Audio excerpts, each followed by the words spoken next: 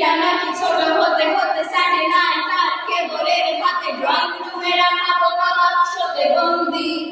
আহা হা হা আহা আহা ড্রাগ আহা আহা ঘরে বসে সারা দুনিয়ার সাথে যোগাযোগ আজ হাতের মুঠোতে ঘুচে গেছে দেশ কাল সীমানার গণ্ডি। আহা